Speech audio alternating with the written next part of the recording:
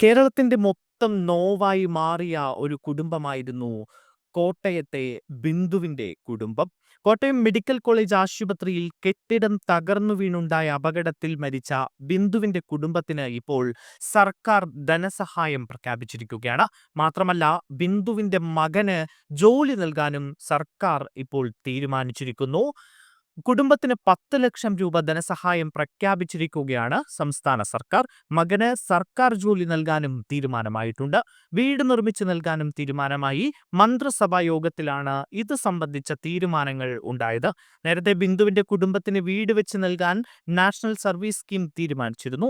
ബിന്ദുവിന്റെ മകൻ നവനീതിന് ദേവസ്വം ബോർഡിലാണ് ജോലി നൽകുക. തിരുവിതാംകൂർ ദേവസ്വം ബോർഡിന് മന്ത്രിസഭ ഇത് സംബന്ധിച്ച നിർദ്ദേശം നൽകിയിട്ടുണ്ട്. മുഖ്യമന്ത്രിയുടെ ദുരിതാശ്വാസ നിധിയിൽ നിന്നാണ് കുടുംബത്തിനുള്ള സാമ്പത്തിക സഹായം നൽകാൻ തീരുമാനിച്ചിരിക്കുന്നത്. ജൂലൈ 3-നാണ് കോട്ടയം മെഡിക്കൽ കോളേജിന്റെ വാർഡിലെ ഒരു ഭാഗം ഇടിഞ്ഞു വീണ് അപകടമുണ്ടായത്. രോഗിയായ മകൾക്ക് കൂട്ടിരിക്കാനായി ആശുപത്രിയിലെത്തിയ തലയോലപ്പറമ്പ് സ്വദേശിനി ബിന്ദു കെട്ടിടത്തിനടിയിൽപ്പെട്ട് മരിക്കുകയായിരുന്നു. JCB എത്തിച്ച് നടത്തിയ പരിശോധനയിലാണ് കെട്ടിടാവശേഷങ്ങൾക്കിടയിൽ നിന്ന് ബിന്ദുവിന്റെ മൃതദേഹം കണ്ടെത്തിയത്. 14-ാം വാർഡിന്റെ ഒരു കെട്ടിടമാണ് ഇടിഞ്ഞു വീണത്.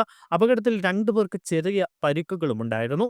അതേസമയം ബിന്ദുവിന്റെ കുടുംബത്തിന് ഉമ്മൻചാണ്ടി ഫൗണ്ടേഷൻ പ്രഖ്യാപിച്ച ധനസഹായമായ 5 ലക്ഷം രൂപ ചാണ്ടി ഉമ്മൻ MLA കൈമാറിക്കഴിഞ്ഞു. ബിന്ദുവിന്റെ മകളുടെ അക്കൗണ്ടിലേക്കാണ് പണം നൽകിയത്.